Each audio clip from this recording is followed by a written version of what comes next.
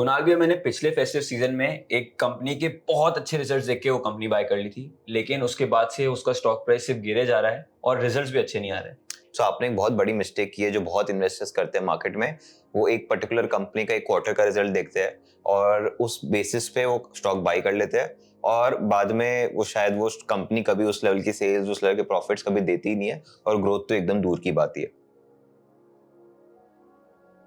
I am hoping आप सभी को हमारा चैनल अच्छा लग रहा है, आप सभी हमारे वीडियोस देख रहे हो, पर ये डेटा हमें बता रहा है कि आप चैनल पे वीडियोस देख तो रहे हो बट आप सब्सक्राइब नहीं हो। तो अगर आप चाहते हो कि हम कंटिन्यूस बेसिस पे आपके लिए ऐसे ही पॉडकास्ट कंडक्ट करते रहे, ऐसे ही स्क्रीनर बेस्ड वीडियोस बनाते रहे, ऐसे ही स्टॉक स्पेसिफिक वीडियोस बनाते रहे, तो मेक श्योर करें आप ये चैनल को सब्सक्राइब करें ताकि हम और भी मोटिवेटेड फील करें और आपके लिए ऐसे वीडियोस लाते रहे। So now let's get back to the video. ये एक बहुत ही कॉमन प्रॉब्लम है जो हमारे बहुत सारे इन्वेस्टर्स फेस करते हैं। इसलिए अगर आप इन्वेस्टिंग कर रहे हो 3 साल, 5 साल, 10 साल के लिए, तो आपको ऐसी कंपनी चाहिए तो जो इन जनरल पिछले क्वार्टर से थोड़ा बेटर परफॉर्म करती जाए।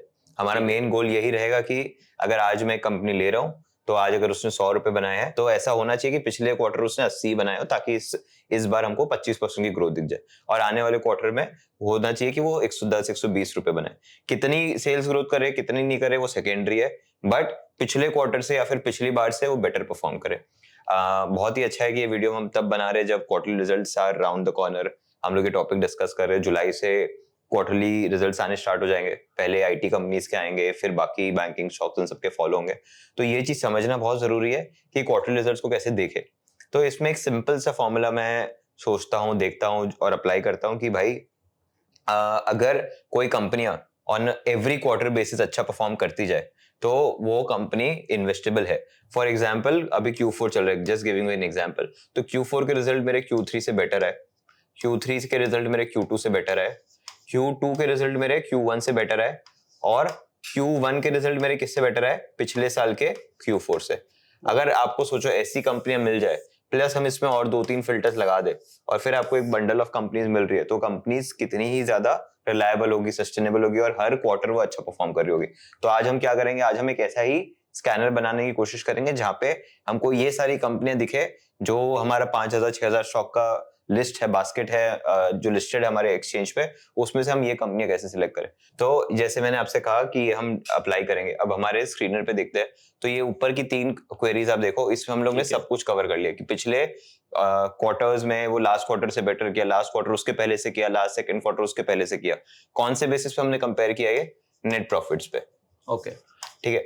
अब कोई क्वार्टर में कंपनी की सेल्स अच्छी हो जाती है, कुछ हो जाता है, कभी कोई खर्चा आ जाता है, तो वो सब चीजें हमको नहीं समझनी है। हमको जानना है कि भाई बॉटम लाइन पे as an investor, as a retail investor, क्या मेरे लिए वो ईपीएस नेट प्रॉफिट जनरेट करके दे रहा है या नहीं दे रहा है। अगर हर क्वार्टर ऑन क्वार्टर बेसिस पे करके दे रहा है तो वेल एंड गुड, तो मैं उस कंपनी में और आगे चीजें देख सकता हूँ, उससे पहले मैं उस कंपनी को नहीं देखूंगा। और इसमें मेरा एक सवाल है, अगर इसमें सर अगर कोई कंपनी ने कोई अपनी इन्वेस्टिंग एक्टिविटी करी है, जैसे किसी ने कोई नया प्लान डाला है, तो उसका प्रॉफिट कम होगा या कोई खर्चा उससे ज्यादा हो जाएगा, तो इस केस में कंपनी बाहर नहीं हो जाएगी? इस केस में कंपनी वो डेफिनेटली बाहर हो जाएगी, लेकिन इस स्कैनर का हमारा पॉइंट ऑफ व्यू वही है कि हमको ऐसी कंपनियां चाहिए जिनका जो कैपिटल एक्सपेंडिचर है वो ऑल ऑफ अ सडन ना हो। ओके। क्योंकि ऑल ऑफ अ सडन जब कैपिटल एक्सपेंडिचर भी होता है तो उसकी लाइक्लीहुड कि वहां से पैसा बन ही जाएगा वो काफी कम होता है। अब फॉर एग्जांपल मैं आपको डीमार्ट का केस देता हूँ। डीमार्ट एक बहुत लंबे समय के लिए कंपाउंडर रहा था। एवरी ईयर वो कुछ ना कुछ इन्वेस्टमेंट करता था, नई जगह खरीदता था, नए शॉप्स खोलता था, बट इन दैट केस भी उसका क्वार्टर ऑन क्वार्टर रिजल्ट हमेशा क्या रहा? अच्छा रहा। नेट प्रॉफिट्स हर क्वार्टर क्या हुए? बढ़े। तो इसका मतलब ये है कि इन्वेस्टमेंट्स हो रहे, बट इन्वेस्टमेंट्स भी कैसे हो रहे? एक रेगुलर सिस्टमैटिक वे में हो रहे कंपनी के पर्सपेक्टिव से।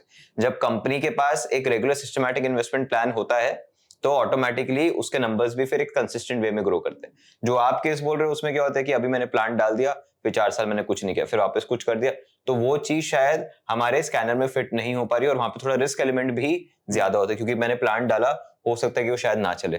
फॉर एग्जाम्पल 2 साल पहले, 3 साल पहले हमने केमिकल कंपनीज के साथ देखा था कि प्लांट में एक्सपेंशन कर दिया, बट रिजल्ट्स आते आते उन्होंने 3 साल सोचा कि 3 साल में प्लांट पूरा यूज हो जाएगा 100% यूटिलाइजेशन पे, बट उसको 6 साल लग गए। तो इन दैट केस आपको रिस्क आ जाता है और क्वार्टर ऑन क्वार्टर आपके रिजल्ट्स थोड़े थोड़े खराब होने लग जाते हैं। तो वो एलिमिनेट हम यहाँ पे कर पा रहे हैं। मैन्युफैक्चरिंग कंपनीज थोड़ी बहुत एलिमिनेट होने के चांसेस है, पर वो मैन्युफैक्चरिंग कंपनी जो रेगुलरली इन्वेस्ट करके रेगुलरली ग्रो हो पा रही है वो यहाँ पे रहेगी। फॉर एग्जाम्पल यूएसएल जैसा केस है, आई डोंट नो यूएसएल निकल के आएगा नहीं आएगा, बट उसमें रेगुलर वे में थोड़ा थोड़ा इन्वेस्टमेंट हो रहा है उनकी मशीनरी में, तो वो शायद यहाँ पे हमको दिख सकती है। तो ये चीज हमको यहाँ पे समझना बहुत जरूरी है। अब इसके अलावा 2 पैरामीटर्स और हमने कंसिडर किए हैं। One is YOY quarterly sales growth. YOY quarterly sales growth का मतलब क्या होता है? Q4 of this financial year, say for example मैं 2025 लिख देता हूं, should be greater than Q4 of financial year 2024। इसको YOY बोलते हैं। YOY का मतलब सेम क्वार्टर इस साल का कंपेयर होगा सेम क्वार्टर पिछले साल से। तो यही हमारा ईयर ऑन ईयर ग्रोथ हो जाता है, जिसको हमने यहाँ पे YOY लिखा हुआ है। ओके, यहाँ पे हम लोग ने 2 पैरामीटर्स कंसिडर किए, एक सेल्स का किया है और दूसरा हमने किया है प्रॉफिट का। ओके। अगर आपको ये वीडियो अच्छी लग रही है तो आई एम वेरी श्योर आपको स्टॉक मार्केट वैल्यूएशंस के बारे में सीखने का भी बहुत इंटरेस्ट होगा। सो कब मार्केट्स ओवर वैल्यूड है, कब अंडर वैल्यूड है, कब फेयरली वैल्यूड है, कब आपको मार्केट में पैसा डालना चाहिए, कब आपको मार्केट से पैसा निकालना चाहिए, ये सभी चीज आप एक प्रॉपर मेथड के साथ सीख सकते हैं। सो हमने एक कोर्स बनाया है स्टॉक मार्केट वैल्यूएशंस के ऊपर, जहाँ पे हमने सारे इंपॉर्टेंट रेशियोज मार्केट के अराउंड कवर किए हैं, चाहे वो पी रेशो हो, पीवी रेशो हो, पेग रेशो हो, केप रेशो हो। उसी के साथ साथ हमने फॉरेन फ्लोज के बारे में भी डिस्कस किया है कि कब फॉरेन फ्लोज मार्केट्स में आ रहे हैं, कब फॉरेन फ्लोज मार्केट से जा रहे हैं, और उसकी वजह से स्टॉक मार्केट के रिटर्न्स पे क्या इम्पैक्ट आता है। And at the very same time इस कोर्स में हमने macro economic factors, macro economic indicators जो हमें बता सकते हैं कि हाँ मार्केट शायद इस पर्टिकुलर डायरेक्शन में जा सकता है, उनके बारे में भी डिस्कस किया है। तो आप इस पर्टिकुलर कोर्स का लिंक डिस्क्रिप्शन बॉक्स में चेक कर सकते हैं, और आप मेक श्योर करिएगा कि वीडियो एंड होने के बाद आप इस कोर्स को डेफिनेटली चेकआउट करें। और मीनवाइल चलिए हम इस वीडियो की तरफ वापस चलते हैं और समझते हैं कि स्क्रीन कैसे बना सकते हैं। ये हमने इसलिए किया क्योंकि हमारे ये 2 सबसे इंपॉर्टेंट मैट्रिक्स होते हैं पीएनएल स्टेटमेंट में, कि अगर ये चीजें ग्रो हो रही है तो चीजें सही चल रही है। क्यों 20% लिया हुआ ये नंबर? सिंपल से कैलकुलेशन है, हमारा देश 6.5-7% से जीडीपी ग्रो होती है, उसमें 4.5% इन्फ्लेशन जोड़ देता हूं मैं, तो 11-12% तो मेरा देश ही ग्रो हो रहा है ऑन ए नॉमिनल बेसिस। ठीक है, आई एम होपिंग सबको ये चीज समझ में आती है कि नॉमिनल बेसिस का क्या मतलब हो गया और रियल बेसिस का क्या हो गया। जो हम न्यूज़पेपर में जीडीपी ग्रोथ रेट देखते हो वो आपकी रियल टर्म्स में होती है, और जो यहाँ पे आप सेल्स ग्रोथ ये सब देखते हो वो नॉमिनल टर्म्स में होती है। तो हम लोग को इसलिए यहाँ पे इन्फ्लेशन ऐड करना जरूरी है। अब 11-12% आपका आ रहा है देश का ग्रोथ रेट, तो मैं चाहूंगा कि मेरी कंपनी एटलीस्ट 20% से तो ग्रो हुई। अब 20% से अगर सेल्स ग्रोथ हो रही है तो आप क्या चाहोगे कि वो 20% की ग्रोथ कहाँ ट्रांसलेट हो?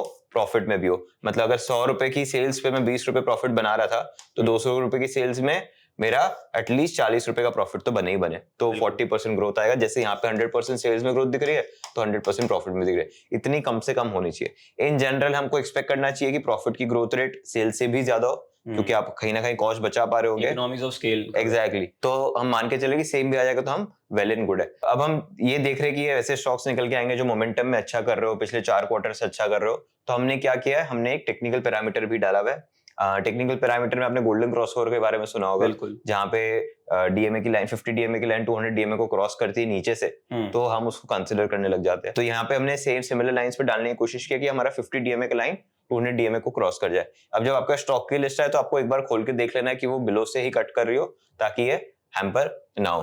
अब इसी बीच मेरा एक सवाल है कि इसमें हमारे वैसी कंपनीज नहीं आ जाएगी जिनमें हमने पास्ट में देखा है कुछ कंपनीज ने स्कैम भी किया हुआ है अपना सेल्स ग्रोथ दिखा के, प्रॉफिट ग्रोथ दिखा के, बट कैश फ्लोज उनके नहीं आए थे, तब हमें पता पड़ा था कि यार वो तो गलत सेल्स रिकॉर्ड कर रहे थे। करेक्ट।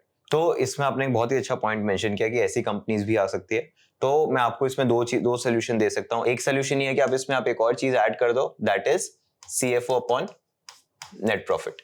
ये एक पैरामीटर आप और ऐड कर सकते हो। नेट प्रॉफिट क्या होता है? आपके P&L का प्रॉफिट होता है। तो यहाँ पे अक्रूवल चीजें आ सकती है, जहाँ पे आपने चैनल स्टफिंग कर दिया, कुछ कर दिया। CFO लेकिन आपका क्या होता है? ऑपरेशन से जो कैश आया वो। स्टफिंग मतलब? चैनल स्टफिंग का मीनिंग होता है कि आप मान लो आप मेरे वेंडर हो, मैंने अब मार्च का ईयर एंड चल रहा है, मैंने आपको माल भेज दिया, आपने मेरे को सामने इनवॉइस दे दिया, और मैं आपको बोला अगर आपको नहीं माल समझ में आ रहा तो अप्रैल में वापस कर देना। तो मार्च में तो एक बार के लिए मेरी क्या हो गई, रेवेन्यू बुक हो गई, कैश लेकिन नहीं आया मेरे पास। तो कैश ही नहीं आया तो CFO में दिखेगा ही नहीं वो।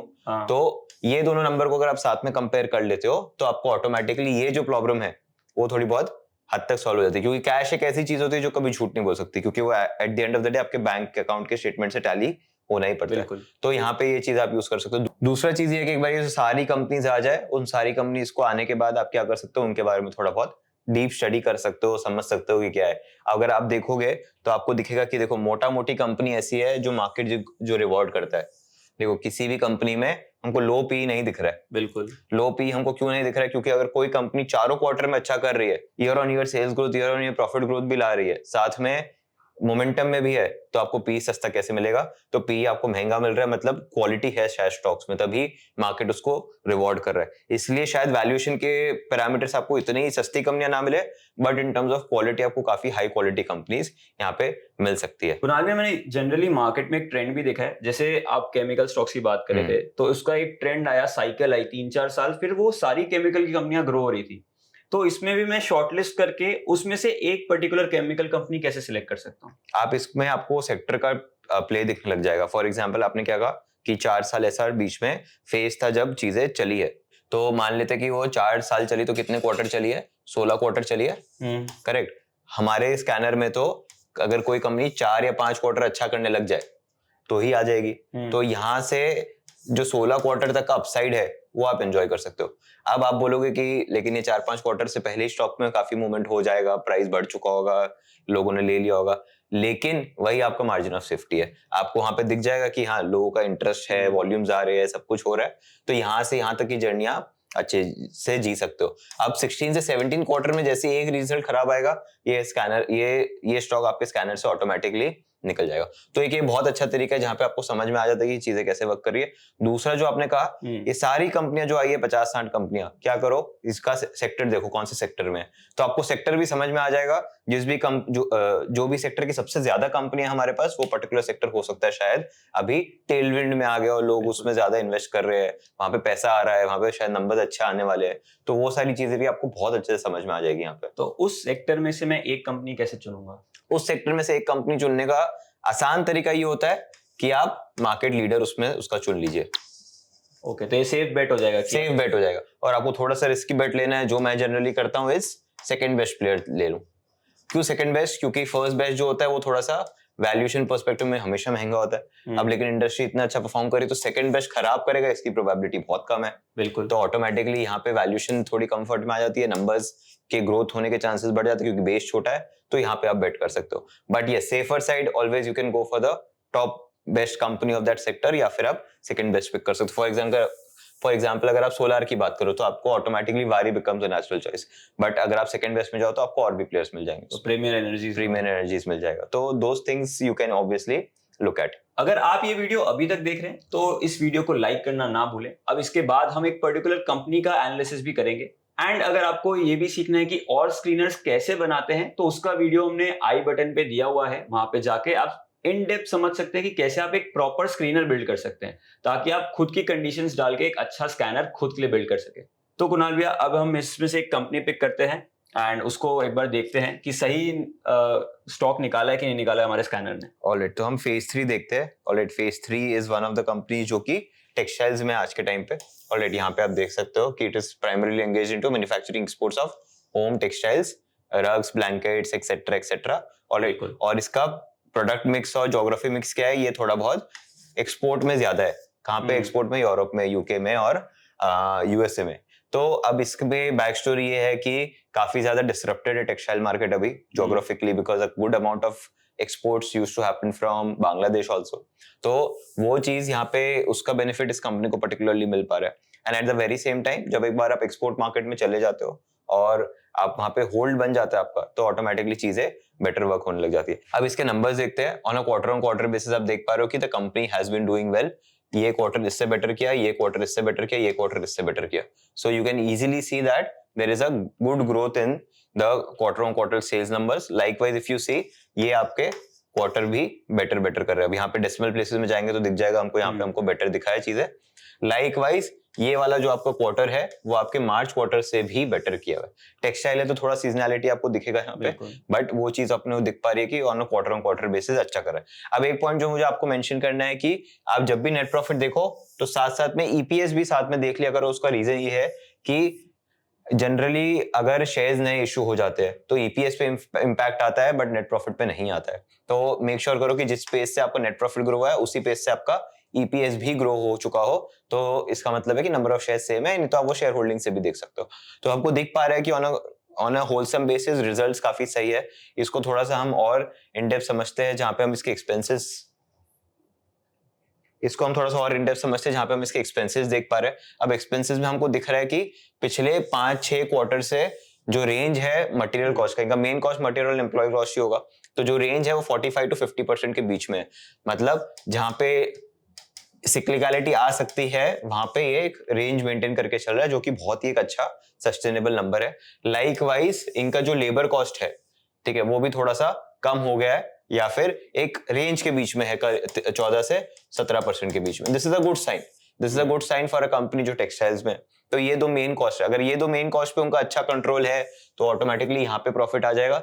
यहाँ प्रॉफिट आ जाएगा तो नीचे के खर्चे इतने बड़े है ही नहीं, और चीजें बहुत अच्छे वे में कंपनी के लिए वर्क करती जाएगी। और अच्छी बात यह है कि इनके डिप्रिसिएशन एक्सपेंसेस भी नहीं है, मशीनरी एसेट लाइट पे है थोड़ा बहुत, और इंटरेस्ट एक्सपेंसेस भी काफी कम है। फॉर द व्यूअर्स ये हम सिर्फ समझाने के लिए डिस्कस कर रहे हैं कि क्यों कैसा है इस कंपनी में। बाय रिकमेंडेशन नहीं है कि आपको क्यों जाके बाय कर लेना चाहिए, वो एकदम क्लियर है। और आप देखो बहुत ही ज्यादा नीट बैलेंस शीट इनका ओवर द इयर्स बनते जा रहा है। पहले इनके रिजर्व्स नेगेटिव थे, बट एक बार पॉजिटिव हो रहे तो धीरे धीरे ऐड ही होते जा रहे हैं। At the very same time fix assets भी मेरा बढ़ते जा रहा है। जो आपने क्वेश्चन पहले पूछा था कि फिक्स एसेट्स में अगर इन्वेस्टमेंट हो रहा है तो क्या, देखो यहाँ पे 137 करोड़ के फिक्स एसेट्स थे आज से 5 साल पहले, लेकिन अब 279 करोड़ के हो गए, ऑलमोस्ट डबल से ज्यादा हो गए। फिर भी नेट प्रॉफिट में मेरे को इम्पैक्ट नहीं दिख रहा है, आते जा रहा है पॉजिटिवली। तो इस तरह का एक्सपेंशन ज्यादा सेफ एंड साउंड होता है, रादर देन यहाँ 137 करोड़ और यहाँ पे सीधा 1000 करोड़। फिर हम वेट करते रहते हैं कि 1000 करोड़ मेरे को पीएनएल में आने वाले 5 साल में कुछ गलत हो जाता है तो वहां पे चीजें खराब हो जाती है हमारे लिए। तो ये चीज समझना बहुत जरूरी है। और हमारी बोरोइंग्स ऑलमोस्ट इन लाइन है विद आवर फिक्स्ड एसेट्स। तो जो पैसे उठाए जा रहे हैं वो अच्छे काम के लिए उठाए जा रहे हैं, तो वहां पे भी हमको कोई इश्यू नहीं है। और हमारा डेट टू इक्विटी का रेशियो भी काफी हेल्दी मेंटेन हो रहा है, करीबन 0.5 से भी better debt to equity ratio हमको यहाँ पे मिला हुआ है। तो बोरोइंग्स बढ़ रही है दो, but it is not very alarming because 0.5 से भी कम आपका वो रेशियो दिख रहा है हमको। बिल्कुल। तो इस स्कैनर में जो भी हमने कंडीशंस डिस्कस करी, सिर्फ उसके बेसिस पे आप कोई स्टॉक सिलेक्ट मत कर लीजिए, उसके बाद आगे का एनालिसिस भी कीजिए। जैसे कुणाल सर ने बताया कि डेट टू इक्विटी रेशियो भी हमें देखना चाहिए, अंदर उसमें कैश फ्लो आ रहा है कि नहीं आ रहा है, बाकी कंपनी के ऑर्डर्स कहाँ से आ रहे हैं। तो ये बाकी के फैक्टर्स भी हमें इवेल्युएट करने हैं कोई भी डिसीजन लेने से पहले। ये स्कैनर बस आपको फिल्टर आउट करने में बहुत हेल्प करेगा, आपके लिए कौन से स्टॉक्स में आपको रिसर्च करनी चाहिए।